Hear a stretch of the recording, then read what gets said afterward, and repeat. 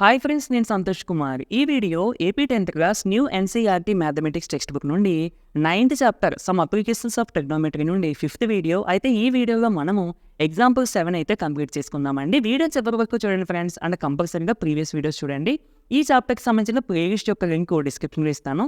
అలాగే previous chapter introduction to ట్రిగ్నోమెట్రీకి సంబంధించిన link కూడా డిస్క్రిప్షన్లో ఇస్తానండి. ఒకసారి మీకు ఏమైనా డౌట్స్ ఉంటే కనుక కంపల్సరీగా చూడండి. ఇన్ కేస్ మీరు చాప్టర్ స్టార్టింగ్ నుండి చూద్దాము అని అనుకుంటే ప్లేలిస్ట్లోకి, అంటే ఆ ప్లేలిస్ట్ యొక్క లింకే నేను డిస్క్రిప్షన్లో ఇస్తాను. అది ఓపెన్ చేస్తే డైరెక్ట్ మీకు స్టార్టింగ్ నుండి ఎండింగ్ వరకు కూడా చాప్టర్స్ ఏవైతే నేను డిస్క్రిప్షన్లో ఇస్తానో అవన్నీ కూడా ఉంటాయి. Real numbers, polynomials, pair of linear equations, quadratic equations, introduction to trigonometry, ఈ 5 చాప్టర్స్ అయితే కంప్లీట్గా ఉన్నాయండి మన ఛానల్లో. మీ కొత్త సిలబస్కి సంబంధించినవి వాటన్నింటి లింక్స్ నేను డిస్క్రిప్షన్లో ఇస్తాను. ఓకేనా, ఒకసారి చెక్ చేసేయండి. సరే, మరి ఫస్ట్ మన క్వశ్చన్ చదువుకుని ఫస్ట్ ఇనీషియల్గా ఒక రఫ్ డయాగ్రామ్ డ్రా చేసుకుందాం. ఇది మీకు నోట్ చేసుకోవాల్సిన అవసరం లేదు, కానీ క్వశ్చన్ నుంచి డయాగ్రామ్ ఎలా నోట్ చేస్తున్నాను, ఎలా డ్రా చేస్తున్నాను అన్నది మాత్రం మీరు నేర్చుకోవాల్సి ఉంటుంది. ఓకేనండి, సో చాలా ఈజీగా ఉంటుంది. ఒకసారి చూడండి. From a point on a bridge, అంటే ఇక్కడ ఫస్ట్ బ్రిడ్జ్ ఒకటి ఉంది అనేది మనం మైండ్లో పెట్టుకోవాలి. అక్రాస్ ఏ రివర్, అంటే రివర్ ఉంది, ఆ రివర్ పైన బ్రిడ్జ్ ఉంది. సో ఎగ్జాంపుల్కి, అంటే జస్ట్ మనం ఊహించుకోవడానికి ఇది రివర్ అని అనుకుందాం, ఇలా వెళ్తుందని అనుకుందాము. లేదంటే కొంచెం మీకు ఇంకా అందంగా రావాలంటే సో ఇలా అనుకుందాం. ఓకేనా అండి.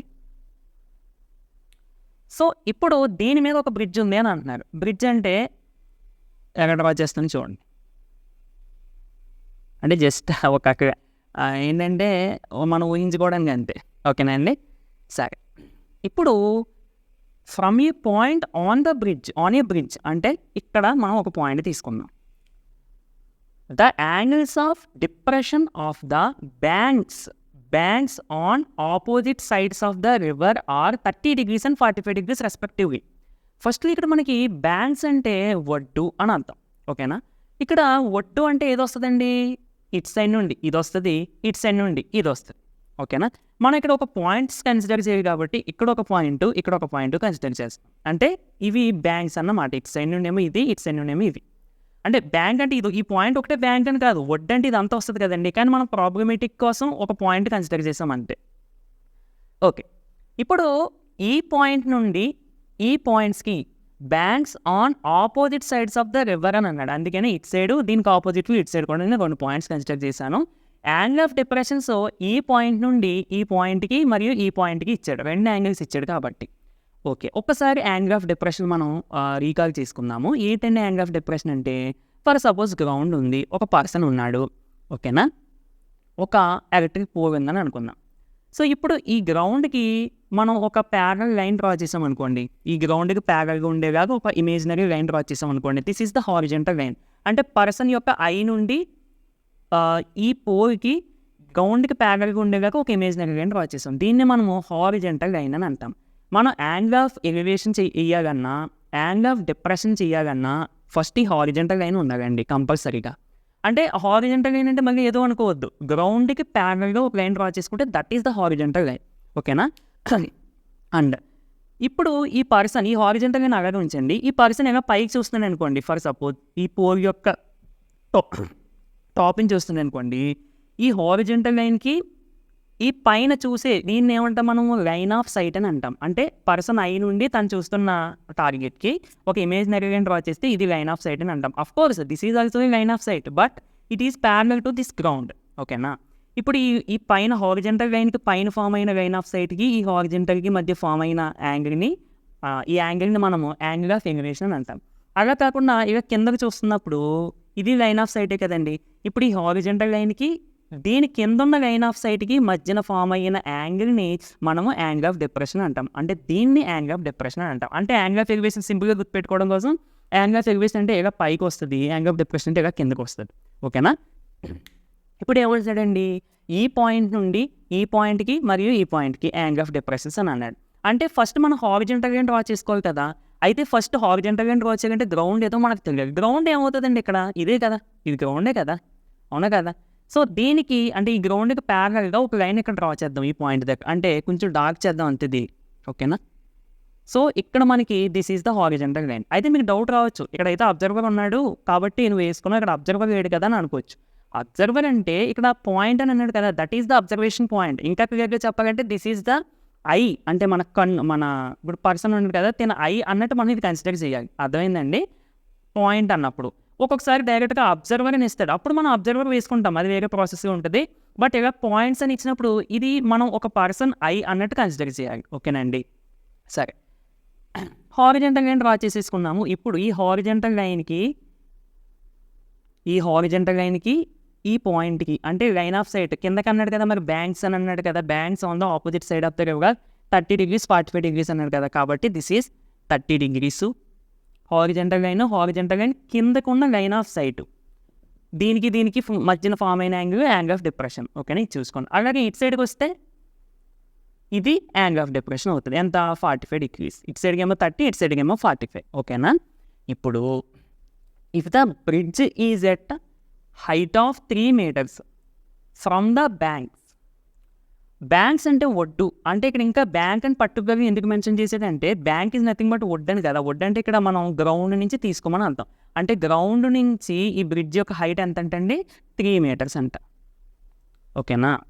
Find the width of the river అంటే రివర్ అనేది ఎంత వెడల్పుగా ఉంది, వెడల్పు అంటే ఇది కదండి. సో మనం ఇది ఫైండ్ అవుట్ చేయాల్సి ఉంటుంది. ఓకేనండి? సో ఇప్పుడు మనం నీట్గా డయాగ్రామ్ వేసుకుందాం. ఓకే ఫ్రెండ్స్, సో నేను ఇందాక రఫ్ డయాగ్రామ్ వేసాను కదండి, అది అంటే మీకు ఇంకా కొంచెం క్లారిటీగా అర్థం అవడం కోసం నేను పక్కన వేసాను. అంటే ఈ రెడ్ మార్కర్తో చేసినంత బ్రిడ్జు, ఇదేమో రివరు, జస్ట్ మనకి అందులో ఫామ్ అయిన ట్రయాంగిల్ మాత్రమే నేను బ్లాక్ మార్కర్తో వేసాను. చూసారా? అబ్జర్వ్ చేస్తారా? ఇంకా మీకు డౌట్ ఉంటే ఇది కూడా నోట్ చేసుకోండి పక్కన ఎక్కడన్నా. ఓకేనా? బట్ ఎగ్జామ్లో ఇది మ్యాక్సిమం వేయకపోవడం ట్రై చేయండి, ఇది వేస్తే సరిపోద్ది. ఓకేనా? మనం ఓన్లీ ట్రయాంగిల్ పార్ట్ వేస్తే చాలండి. ఇదంతా వేయవలసిన అవసరం, బ్రిడ్జ్ రివర్ అన్నీ వేయవలసిన అవసరం లేదు. బట్ మీకు క్లారిటీ రావాలి కాబట్టి నేను వేసాను. సో ఇది ఎక్కడన్నా పక్కన ఇదే సమ్గా పక్కన నోట్ చేసుకోండి. ఓకేనా? బట్ ఇందులో ట్రయాంగిల్ పార్ట్ అనేది మెయిన్, సో ఇది మాత్రం కంపల్సరీగా వేయాలి ఎగ్జామ్లో. చూడండి, ఇందులో కేవలం ఈ పార్ట్ మాత్రమే నేను తీసుకున్నాను. అండ్ ఈ పాయింట్స్కి నేను నేమింగ్ ఇచ్చుకోవడానికి PADB, ఈ నేమింగ్ ఏమైనా ఇచ్చుకోవచ్చండి. మనం XYZ ఇచ్చుకోవచ్చు, లేదా MN ఏమైనా ఇచ్చుకోవచ్చు, అది మన ఇష్టం. నేను ఇవి తీసుకున్నాను, PADB అని తీసుకున్నాను. అంటే మీ టెక్స్ట్ బుక్ ఇచ్చిన దాని ప్రకారం నేను కూడా ఇంకా అది తీసేసుకున్నాను అనమాట. ఓకే, సో హైట్ మనకి 3 meters ఇచ్చాడు కదండి. సో ఇక్కడ హైట్ అంటే బ్యాంక్స్ నుంచి హైట్ ఎంత అయితే ఉందో ఈ రివర్, ఇది కూడా మనకి ఈ రివర్ నుండి కూడా మనకి హైట్ ఎంత ఉంటుందండి? కంపల్సరీగా 3 meters ఉంటుంది. సో అందుకని 3 meters వేసేసుకున్నాను. ఇప్పుడు మనము ఇది విడ్త్ కనిపెట్టాలి. అంటే ఈ దూరం అంటే ఇదే కదా. సో అంటే మొత్తం మనం AB కనిపెట్టాలి ఏంటన్నది. ఓకే, ఇక్కడ మీకు ఇందాక ఇంకొక పాయింట్ ఏంటంటే యాంగిల్ ఆఫ్ డిప్రెషన్ అంటే ఇప్పుడు పర్సన్ ఎలా ఉన్నప్పుడు, ఇది పోగా అయినప్పుడు, ఇది హారిజంటల్గా అయినప్పుడు ఈ యాంగిల్ని యాంగిల్ ఆఫ్ డిప్రెషన్ అన్నాం కదండి. ఇప్పుడు మనం ఎలా ఒక ట్రయాంగిల్ డ్రా చేసుకున్నాం అనుకోండి. సో ఈ యాంగిల్ ఆఫ్ డిప్రెషన్, ఈ యాంగిల్ ఎంతైతే ఉంటుందో ఇది కూడా అంతే ఉంటుంది. అంటే ఇంకా క్లారిటీగా చెప్పాలి అంటే ఇప్పుడు ఫర్ సపోజ్ ఇక్కడ తీటా అని ఇచ్చాం, అంటే సమ్ యాంగిల్ ఏదో 30 degrees అని తీసుకోండి, మన ఇష్టం. ఇక్కడ తీటా ఎంతైతే ఉంటుందో సేమ్ ఇక్కడ కూడా 30 degrees ఉంటుంది. అర్థమైందండి? యాంగిల్ ఆఫ్ డిప్రెషన్ ఇచ్చినప్పుడు ఇది మీరు మైండ్లో పెట్టుకోవాలి. ఇప్పుడు అబ్జర్వ్ చేయండి, ఇక్కడ 30 degrees ఉంది, అంటే ఇది కూడా కంపల్సరీగా ఎంత ఉంటుందండి? 30 degrees. ఇక్కడ 45 ఉంది, అంటే ఇక్కడ కూడా ఎంత ఉంటుందండి? 45 degrees అంతే. ఓకేనా? ఓకే, డయాగ్రామ్ ప్రకారం మనకి ఇది కనిపెట్టాలి కదండి, AB మొత్తం కనిపెట్టాలి. అంటే AB మొత్తం అంటే మనం డైరెక్ట్గా AB కనిపెట్టలేం. దీన్ని ఇక్కడ చూడండి, AB మొత్తాన్ని కూడా AD + DB అని రాసుకోవచ్చు కదండి. సో ఇక్కడ అదే రాసాను చూడండి. First height of the bridge అని చెప్పి, హైట్ ఆఫ్ ద బ్రిడ్జ్ అంటే ఇదే కదా. So PD = 3 meters. Next width of the river, ఇదే మనం ఫైండ్ అవుట్ చేయాల్సింది. విడ్త్ ఆఫ్ ద రివర్ అంటే AB కదా. ABని నేను ఏ విధంగా రాసుకోవచ్చండి? AD + DB. ఇప్పుడు మనం సెపరేట్గా AD కనిపెడతాము, తర్వాత DB కనిపెడతాము, రెండింటిని యాడ్ చేస్తే మనకు ఆన్సర్ వస్తుంది. సో ఇక్కడ 2 ట్రయాంగిల్స్ మీకు కనిపిస్తున్నాయి అబ్జర్వ్ చేస్తే. ఇందులో ఫస్ట్ది ఇది. ఓకేనండి? సో ఇక్కడ చూడండి, ఇది వచ్చేస్తే ఈ 30 degrees అంటే PDA. సో చూడండి, సపరేట్గా డ్రా చేసాను, PDA 30 degrees, ఇదేమో 3 meters. దీని నుండి మనం AD ఫైండ్ అవుట్ చేద్దాం. తర్వాత ఇదే విధంగా ఈ ట్రయాంగిల్ తీసుకుని DB ఫైండ్ అవుట్ చేద్దాం. రెండింటిని యాడ్ చేస్తే ఆన్సర్ వచ్చేస్తుంది. With respect to this angle, ఇది మనకి ఆపోజిట్ సైడ్, ఇదేమో adjacent side. So opposite adjacent involve అయిన ట్రిగ్నోమెట్రిక్ రేషియో ఏంటంటే మనకి tan. కాబట్టి tan 30 degrees = opposite side to 30 degrees by adjacent side to 30 degrees. 30 degreesకి ఆపోజిట్గా ఉన్న సైడ్ ఏంటండి? PD by adjacent side to 30 degrees. 30 degreesకి ఎడ్జసెంట్ సైడ్ అంటే ఇది AD. సో AD మనకు తెలియదు కాబట్టి AD కింద ఉంచేస్తాను. సో ఇప్పుడు PD అంటే ఎంతంటే మనకి 3.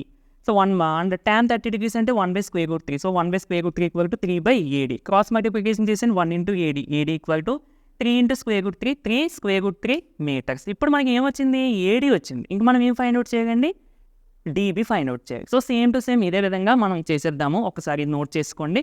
మీకు కావాలంటే ఈ ట్రయాంగిల్ కూడా వేసుకోండి, ఓకేనా. ఎగ్జామ్లో కూడా ఇది వేయండి, ప్రాబ్లం ఏం లేదు. ఓకే, ఇది కూడా ఈ ట్రయాంగిల్ కూడా ఇక్కడ చెప్తాను చూడండి. ఇది నోట్ చేసుకున్నారు కదండి. జస్ట్ ఇప్పుడు ఏంటంటే నెగర్ ఆఫ్ చేసేసి, అదే నేను కాదు, జస్ట్ ట్రయాంగిల్ ఇప్పుడు ఇది తీసుకుందాం. ఏది, సెకండ్ ఇది అంటే PDB. సో ఇక్కడ ఎంతండి మనకి 45 degrees. అండ్ ఈ PD ఎంత, 3 meters. ఇప్పుడు మనం డీబీ ఫైండ్ అవుట్ చేయాలి, అంతే కదా.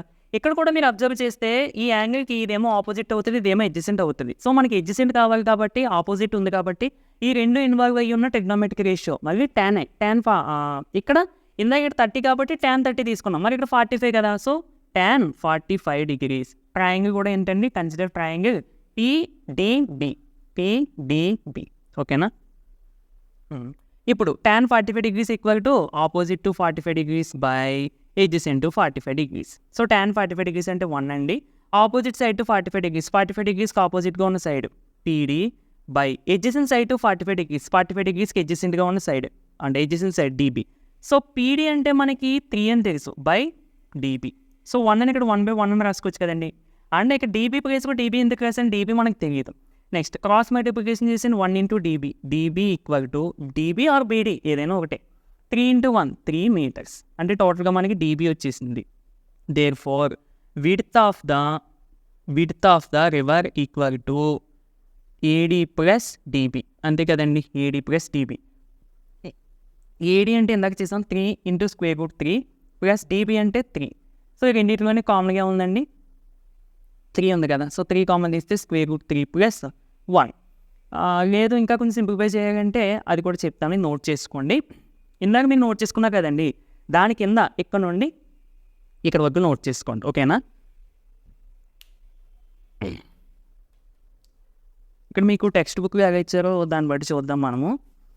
టెక్స్ట్ బుక్లో అయితే ఓకే, టెక్స్ట్ బుక్లో అయితే ఇదే ఆన్సర్ ఇచ్చేస్తారండి. ఇంక మనం టెక్స్ట్ బుక్ ఇచ్చిన ఆన్సర్ ఫాలో అయిపోతాం, డైరెక్ట్గా మీటర్స్ అని పెట్టే, ఓకేనా. ఒక్కొక్కసారి మీకు square root 3 is equal to అప్రాక్స్గా 1.3732 తీసుకొని చేయమని అంటాడు. ఇఫ్ ఇన్ కేస్ మీకు చేయడం రాకపోతే ఇక్కడతో ఆన్సర్ వదిలేయండి, బట్ మిస్టేక్ మాత్రం చేయొద్దు, ఓకేనా. మీరు ఎలా చేస్తే కానీ ఫుల్ మార్క్స్ ఇస్తారు, ప్రాబ్లం ఏమి ఉండదు. కానీ మీకు ఇది రాకపోయినప్పుడు ఇది ఇక్కడ వేసి మళ్ళీ కొంచెం ఏమైనా కన్ఫ్యూజ్ అవుతారు అని అనిపించినప్పుడు మాత్రం అలా చేయొద్దు, ఇక్కడతో అలా వదిలేయండి. మీకు ఎలా చేసినా కానీ ఫుల్ మార్క్స్ ఇస్తారు, ఓకేనండి. సో ఇది ఫ్రెండ్స్, వీడియో నచ్చితే తప్పకుండా లైక్ చేయండి. ఇలాంటి మరిన్ని వీడియోస్ కోసం మన ఛానల్ని సబ్స్క్రైబ్ చేసుకుని డైలీ ఫాలో అవ్వడానికి అయితే ట్రై చేయండి. నెక్స్ట్ వీడియోలో మళ్ళీ కలుద్దామండి. Thank you for watching.